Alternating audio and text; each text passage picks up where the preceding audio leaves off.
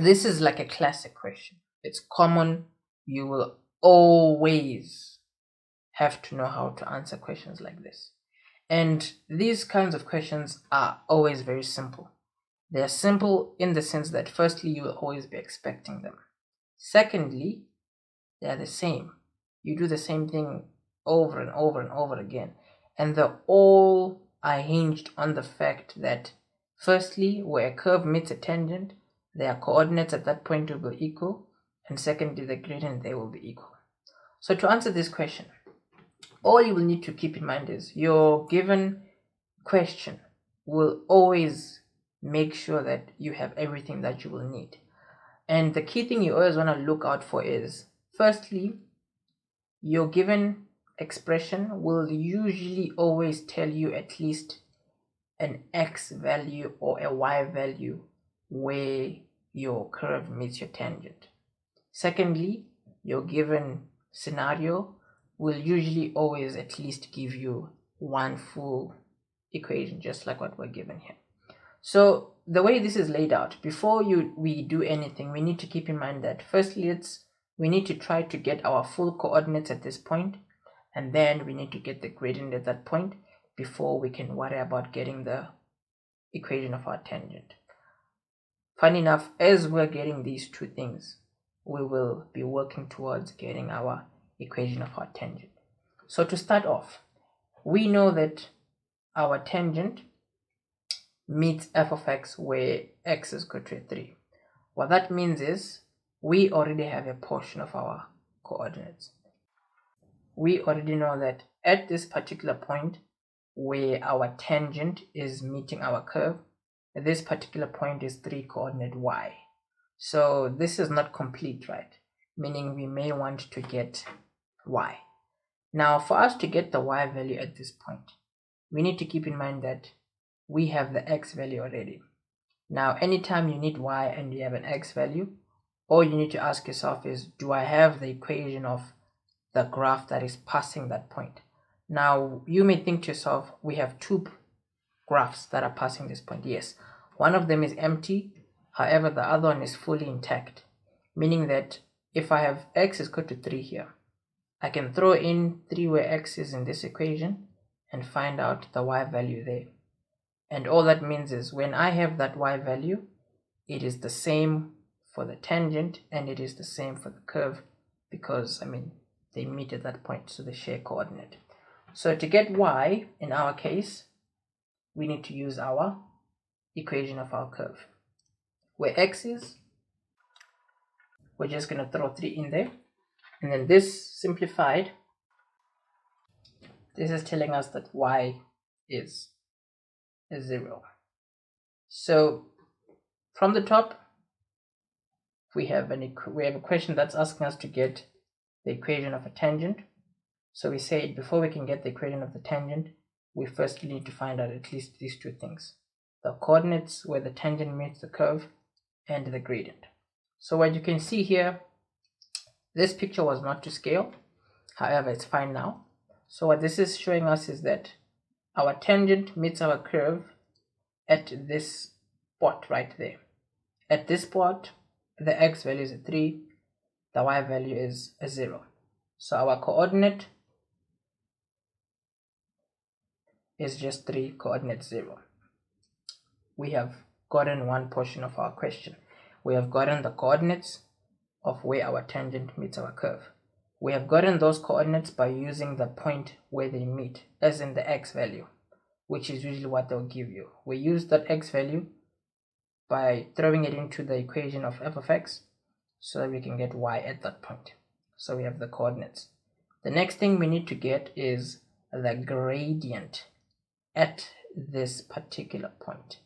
Now the reason we want to get the gradient at this particular point is because the gradient of the curve at this point is the gradient of the tangent at that point. Remember in the beginning we mentioned two things will always be equal when you work with a curve and a tangent: their coordinates and their gradient at that spot.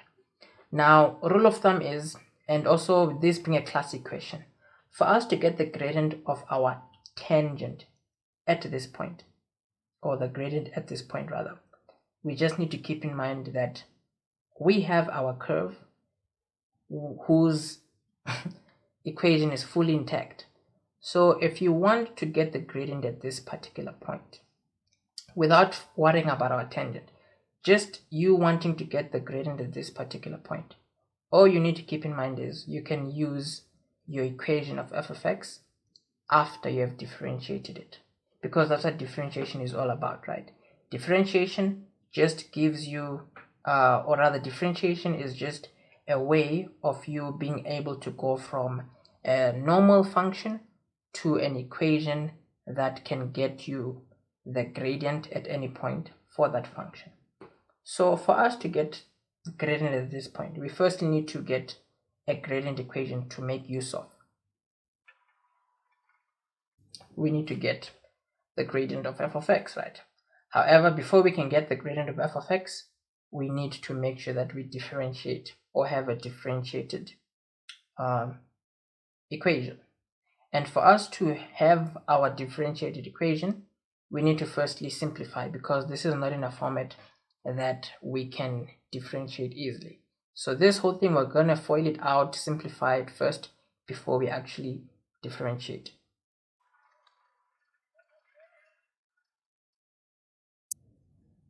This is what you're going to have at the end.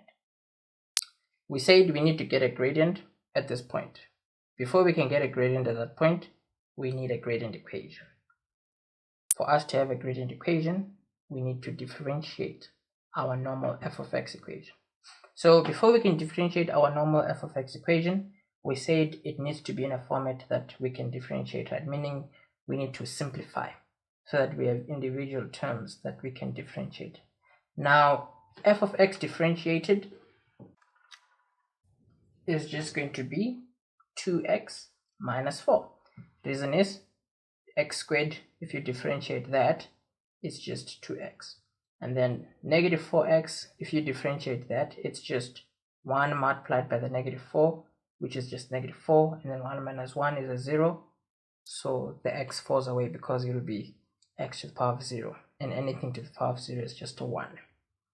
Simply put, we said anytime you differentiate a value that has x to the power of 1, this term differentiated, the x just falls away, and then you'll just have your coefficient left. And then here, this is just a constant. Anytime you differentiate a constant, the whole thing completely just falls away. So this differentiated is that. That's simple. Now, we now have a gradient equation.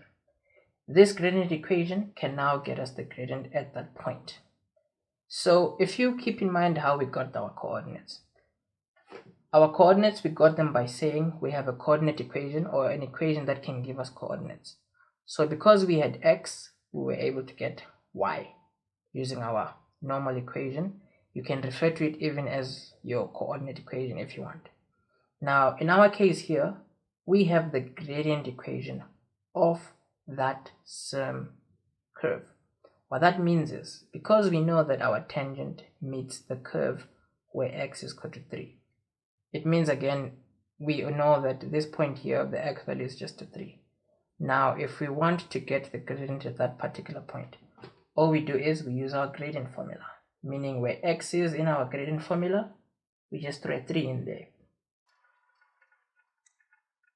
This here is telling us that if the x value is a 3, our gradient at that particular point is a positive 2, right? And keep in mind our f prime there to specify that we're dealing with a gradient of a graph, not a y value. This is saying that if the x value is a 3, the gradient is a 2. If you had something like, so something like this is just a coordinate saying that if x is a 3, the corresponding y value is a 0. Reason is, we know this is just normal f of x. There's no punctuation mark there. So if this is a 3 in this format, we know that this will just be telling you that the corresponding y value is a 0. Here, however, you can see that that same 3 in the gradient equation is telling you that if the x value is a 3, the gradient at that point is a 2. So we have our coordinates and we also have our gradient, which is just a 2 from what we've just worked out. So obviously you may be wondering what just happened. Why did everything just disappear? And why did his voice change? So funny enough, I literally almost lived my worst nightmare. So while I was filming, right, the film finished. So I kept talking and actually finished the whole tutorial. And then when I went to stop the camera, yeah, I realized I was actually out of film. So yeah.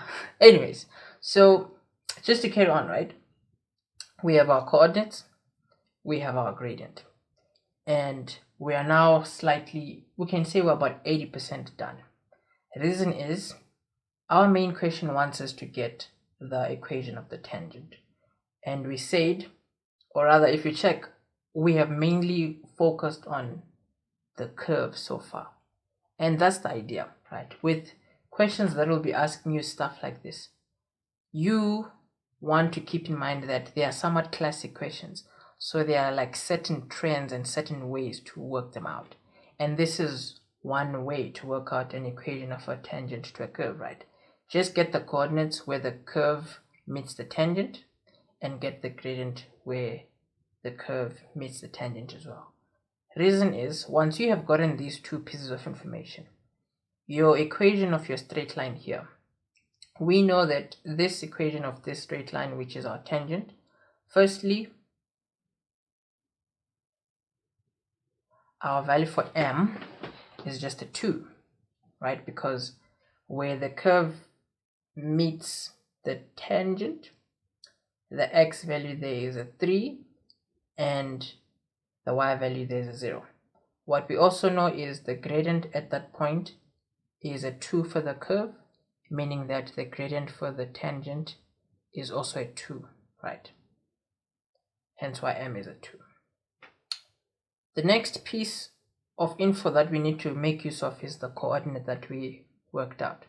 So before we can use our coordinate, if we have m, it means that our equation of g of x now looks like this. We know that gradient is a 2, we don't have c. However, to get c, we know that this is a coordinate that the tangent passes through.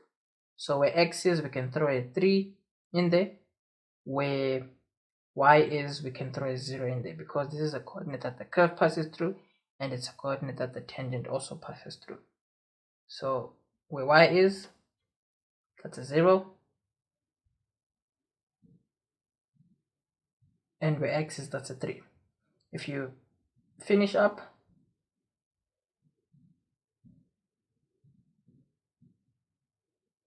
this is just telling us that c is a -6. So the equation of our tangent will just be 2x minus 6. That's your final answer. So questions like this will be 6 marks, 5, round about there. And they are very common in the sense that you want to just keep in mind this way of doing things.